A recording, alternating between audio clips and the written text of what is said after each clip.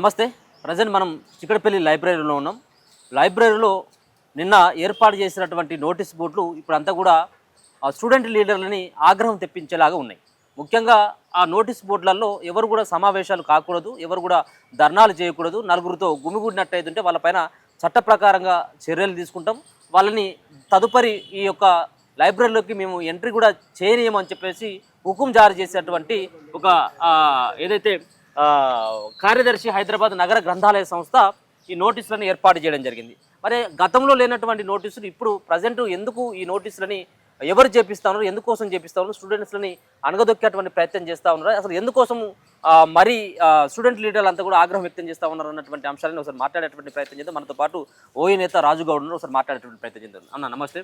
నమస్తే. చూస్తూ ఉన్నారు కదా నోటీసులు, దీనిపైన మీ అభిప్రాయం ఏంది, ఏమనుకుంటా ఉన్నారు? ఇలా రాష్ట్ర ప్రభుత్వం ప్రజాపాలనని చెప్పి ఇదే లైబ్రరీకి రాహుల్ గాంధీ వచ్చి మా విద్యార్థులతో మాట్లాడి సిగ్గుచేట అనిపిస్తుందయా. ప్రజాపాలన ప్రజల తరపున ఉంటాం, ప్రజల కోసం పుట్టినది అని చెప్పుకున్నారు. ఇలా ఈ నోటీస్ బోర్డు ఏంది, తలాతోక ఉందా దీనికేమన్నా? అంటే మా జావులు మేము అడుక్కునే హక్కు లేదా? విద్యార్థి నిరుద్యోగి ఇవాళ ఎందుకు మమ్మల్ని అణచివేస్తుర్రు? మమ్మల్ని ఎందుకు మీరు అంటే ప్రభుత్వం వచ్చినాక ఒక మాట చెప్తుర్రు, ఆనాడు వచ్చి మమ్మల్ని అందరికి మీకు అండగా ఉంటామని మీరు నిలబడిర్రు. ఇలా ఎందుకు మేము విద్యార్థులు మాకు హక్కు లేదా?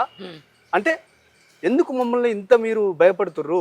మేము ఒకటే డిమాండ్ చేస్తున్నాం ప్రధానంగా, మీరు ఈ ఎన్నికల ముందే జాబ్ నోటిఫికేషన్ ఇస్తే మేము అందరం హ్యాపీగా ఉంటాం, మేము అందరం సపోర్ట్ చేస్తామయ్యా బాబు అని చెప్తున్నాం. ఎందుకు మీరు తమాషాలా మాతోటి మీకు టాపిక్ ఒకసారి ఆటలాడుతుర్రు? ఇవన్నీ ఆటలు బంద్ చేసుకుంటేనే మీకు బాగుంటుందని మేము హెచ్చరిస్తున్నాం. ఇలాంటి బోర్డులు పెడితే ఎన్ని పెడతారా బాబు?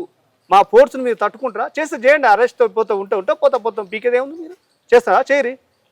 ఇవాళ 1969లో కూడా ఆనాడు విద్యార్థులు ఫైట్ చేసి సిటీ కాలేజీలో ఈ తెలంగాణ రాష్ట్రం సాధించుకున్నాం. తెలంగాణ రాష్ట్రం గొప్పగా చెప్పుకుంటున్నాం.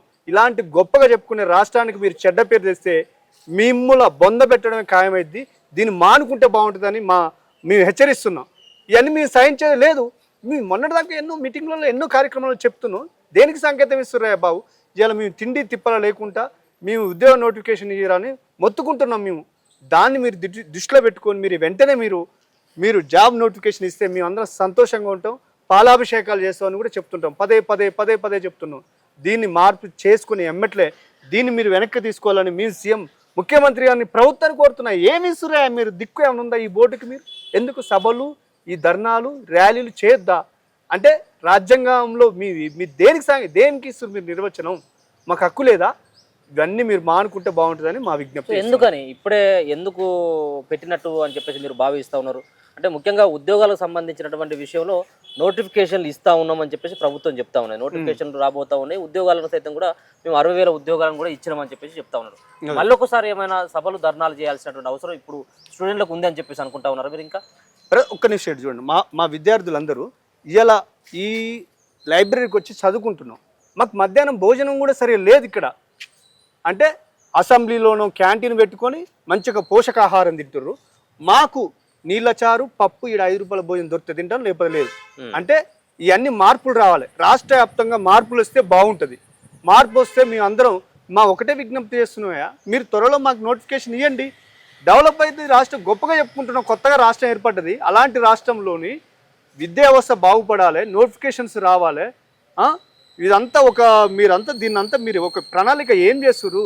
ఖాళీగా ఉన్నాయి, దాని లెక్కలు కావాలంటే చెప్పండి, మేమే ఇస్తాం. గ్రూప్ 1 ఎన్ని ఖాళీ ఉన్నాయి, గ్రూప్ 2 ఎన్ని ఖాళీ ఉన్నాయి, డిఎస్సీలు ఎంత ఖాళీ ఉంది, నీకు జీపీఓ పోస్టులు ఖాళీ ఉన్నాయి, ఇవన్నీ రకరకాల చాలా పోస్టులు ఉన్నాయి రాష్ట్ర వ్యాప్తంగా. అలాంటి పోస్టులలో మీరు ఒక నివేదిక తీసుకోండి, లేకపోతే ట్యాంక్ కేటాయించండి, మేము వస్తాం. ఇవన్నీ గొడవలు పెడితే పరిష్కారం కాదు. పిలవండి, మమ్మల్ని పిలవండి, వస్తాం, మేము మాట్లాడతాం, ప్రభుత్వంతో కూర్చుంటాం. యాడికి రమ్మంటారో వచ్చండి. మమ్మల్ని ఎందుకు అరెస్ట్ చేయడం వల్ల మీకు వచ్చేది ఏముంటుంది? చేస్తే చేయండి. ఎన్నో కేసులు అవుతున్నాయి, అదో ఒక కేసు అయింది. ఈ కేసులకు మేము భయపడేది లేదు. దీని వెనకాల ప్రధానంగా ఇటువంటి నోటీసు బోర్డులు కావచ్చు, ఇటువంటి హెచ్చరిక బోర్డులు కావచ్చు, ఎందుకు ఎవరి ప్రోద్బలంతో ఇటువంటి ప్రయత్నం చేసిందని చెప్పేసి అనుకుంటా ఉన్నారు మీరు? ఇవన్నీ ప్రభుత్వాలు చేస్తున్నటువంటి ఏంటంటే ఈ విద్యార్థుల్ని మొత్తం అనగదొక్కాలని చూస్తారు. ఈ విద్యార్థి లోకం చాలా తెలివికల్లోళ్ళు. వీళ్ళకి తెలివి ఉంటే వీళ్ళు ఇంకా ఏమన్నా సృష్టిస్తారని ఒక భయాందోళన అనేది వాళ్ళకి చెందుతుంది. ఈ రాష్ట్ర వ్యాప్తంగా ఈ విద్యార్థులకి ఇప్పుడు నిరుద్యోగులకు గంక ఈ నోటిఫికేషన్ విడుదల చేస్తే వీళ్ళు కొన్ని ప్రభుత్వాన్ని క్వశ్చన్ వేస్తే గొంతుకగా తయారవుతారు. వీళ్ళని అణచివేస్తే ఇట్లనే వదిలిపెడితే ఈ చీరలకే అంకితం అవుతారు, ఏదో ఒక మాట చెప్పి మభ్య పెట్టాలని చూస్తుర్రు. మేము ఒకటే కోరుతున్నాం ముఖ్యమంత్రి గారు రేవంత్ రెడ్డి, మేము ఎవరినాడ సీఎం నువ్వే బాధిత, నువ్వే అవుతావు, ఎవడో మాటలు వింటే నువ్వే ఆగమవుతావు. నీ తల తోక ఎమ్మటి ఉండేటోళ్ళని మార్పు చేసుకో. ఒక్కడికన్నా సజెషన్ ఇచ్చే తెలివి ఉందా? లేదు. ఎందుకు మరి ప్రభుత్వంలో ఒక్కరికి విద్య మీద అవగాహన లేదు, విద్యాశాఖ లేదు, మంత్రుల శాఖలో నీకు మార్పులు చేర్పులు చేసుకో. మంచిగా నువ్వు దాని మార్పు వస్తే మేము అందరం హ్యాండ్సప్ చేస్తాం. ఇదే వేదిక ఎన్నోసార్లు చెప్తున్నాం, ఇవన్నీ మార్పులు వస్తే మేము సంతోషంగా ఉంటాం. ఇదే మా ప్రధాన డిమాండ్. ఏంది అసలు మీ తదుపరి కార్యాచరణ? మరి స్టూడెంట్స్ ఏ విధంగా ఉండబోతా ఉంది? ఒక పక్కనేమో జాబ్ క్యాలెండర్లో గవర్నమెంట్ నిర్లక్ష్యంగా వ్యవహరిస్తుందని చెప్పేసి అనడంతో పాటు ఇటువంటి నోటీసులు కూడా ఇస్తూ ఉంది. మరో పక్కన ఎవరైనా ధర్నాలు చేస్తా ఉన్నారో వాళ్ళని అరెస్టులు చేస్తామన్నటువంటి ఒక హెచ్చరిక కనబడతా ఉంది. ఏంది మీ స్టూడెంట్స్? మేము ప్రభుత్వాన్ని ఒకటే డిమాండ్ చేస్తున్నాం. ఇలా ముఖ్యమంత్రి హోదాలో ఉండి ఈ బోర్డులు పెడుతున్నాం, దేనికి సంకేతం? మరి మేము పెట్టమా? మీరు గతంలో ఎన్నికల ముందు మా నిరుద్యోగులను విద్యార్థులను అందరూ వాడుకుని బస్సు యాత్రలు చేసి కేసులు పడి మీ ప్రభుత్వాన్ని గెలిపించుకున్నాం. మరి మేము కూడా అసెంబ్లీ కాడ, రాష్ట్ర వ్యాప్తంగా ఉన్న సెక్రటరియట్ కాడ, జిల్లా వ్యాప్తంగా ఉన్నటువంటి మంత్రుల ఆఫీసుల కాడ మేము అందరం పెట్టాము బోర్డులు. మమ్మల్ని అందరినీ ఎలక్షన్లో మీరు ప్రచారం చేయించుకుని ఇవన్నీ చేయించుకురు, మేము కూడా పెట్టామంటే పెడతాం. దీన్ని తక్షణమే మీరు ఎమ్మెల్యే దీన్ని వెనకకి తీసుకోవాలి. మాకు హక్కు ఉన్నది, మేము అడిగే హక్కు ఉంది రాజ్యాంగంలోని. ఎవడైనా పౌరుడు కావాల్సినప్పుడు ఏదైనా సమస్య మీద ఫైట్ చేసే హక్కు ఉంది. మీరు ఇట్లా అణచివేయాలని చూస్తే మార్పు చేయాలని మేము వెంటనే కోరుకుంటాం. లేని పక్షంలో మేము పెద్ద ఎత్తున ఇంకా దీన్ని ప్రజల్లోకి తీసుకుపోవాల్సిన అవసరం కూడా ఉంటుంది. మీరు ఎమ్మట్లే మార్పు వస్తే బాగుంటుందని మా ప్రధాన డిమాండ్ చేస్తున్నాం.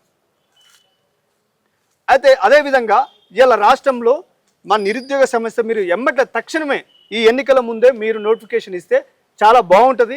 ఎవరైతే బాధ్యత వహిస్తున్నారో ఈ బోర్డు పెట్టడానికి ఉన్నటువంటి ఎవరైనా సరే ప్రభుత్వంలో, అది మంత్రి కావచ్చు, సీఎంఏ కావచ్చు, ఏ నాయకుడైనా కావచ్చు, దీనికి ఎమ్మట్లే మీరు తక్షణమే వెనక తీసుకోవాలని మేము మా ప్రధాన డిమాండ్ చేస్తున్నాం. లేని ఏడలో కూడా మేము రాష్ట్ర వ్యాప్తంగా అన్ని బోర్డులు కూడా మేము పెడతామని మా ప్రధాన డిమాండ్ ఉన్నారో. దీని బోర్డు ఏర్పాటు చేసిన గ్రంథాలయ చైర్మనే కావచ్చు, ప్రభుత్వ ముఖ్యమంత్రి కావచ్చు, మంత్రులే కావచ్చు, దీని ఎమ్మటే వెనక్కి తీసుకోవాలని మా ప్రభుత్వం మేము డిమాండ్ చేస్తున్నాం ప్రభుత్వాన్ని. సో మిగతా ఉన్నటువంటి మీ స్టూడెంట్స్ కానీ నిరుద్యోగులకు కానీ ఏ విధమైనటువంటి సందేశాన్ని ఇవ్వదలుచుకున్నారు ఇప్పుడు ఈ బోర్డు ద్వారా? మేము ఏమంటున్నంటే మాకు జాబ్ నోటిఫికేషన్ వెంటనే కావాలని మా ప్రధాన ఏజెండా. మొన్న కూడా మేము జాబ్ క్యాలెండర్ కానీ ఇచ్చించడం, ఇలాంటి కార్యక్రమాలు చేయడం కూడా అదే. ఇవన్నీ మార్పులు వస్తే రాష్ట్ర వ్యాప్తంగా ఉన్నటువంటి విద్యార్థులు, నిరుద్యోగులు సంతోషంగా ఉంటారు. ఇవన్నీ మార్పులు రావాలని మేము కోరుకుంటున్నాం. ఓకే, చూస్తూ ఉన్నాం కదా, మొత్తానికైతే నిరుద్యోగులు అలాగే నిరుద్యోగ సంబంధించినటువంటి వాళ్ళకు ప్రాతినిధ్యం వహిస్తున్నటువంటి నేతలంతా కూడా ఇటువంటి నోటీస్ బోర్డులని ఖచ్చితంగా కూడా ఇమ్మీడియట్గా ఎవరైతే ఏర్పాటు చేసారో వాళ్ళు తక్షణమే ఇక్కడి నుంచి తొలగించినట్టయితే గవర్నమెంట్ ఆఫీసులు ఏవైతే ఉంటాయో ఆ ఆఫీసుల దగ్గర ప్రభుత్వానికి వ్యతిరేకంగా నినాదాలు, మేము గోడల మీద రాతలు రాయడంతో పాటు ఖచ్చితంగా కూడా నిరుద్యోగులని చైతన్యం చేస్తాం, ఖచ్చితంగా ప్రభుత్వం పైన ఉద్యమాలు చేస్తాం అన్నటువంటి అభిప్రాయాన్ని వ్యక్తం చేయడంతో పాటు గతంలో ఇదే సంబంధించినటువంటి సెంట్రల్ లైబ్రరీకి రాహుల్ గాంధీ రావడం జరిగింది. కాంగ్రెస్ పార్టీ నేతలు వచ్చి ఇక్కడ నిరుద్యోగులని ఉసుగొల్పేటువంటి ప్రయత్నం చేశారు. సో ఆ రోజు లేనటువంటి ఆంక్షలు ఈ రోజు ఎందుకు పెట్టాల్సింది అన్నటువంటి అంశం పైన నిరుద్యోగులు, ముఖ్యంగా ఓయూ నేతలంతా కూడా డిమాండ్ చేస్తూ ఉన్నారు. ఖచ్చితంగా ఒకవేళ కనుక తొలగించినట్టయితే ఉంటే అతి త్వరలో వీటన్నిటి కూడా మేమే తొలగించేటువంటి ప్రయత్నం చేస్తామన్నటువంటిది రాజుగౌడ్ అయితే చెప్తా ఉన్నారు. చూస్తూనే ఉండండి మన తొలి వెలుగు.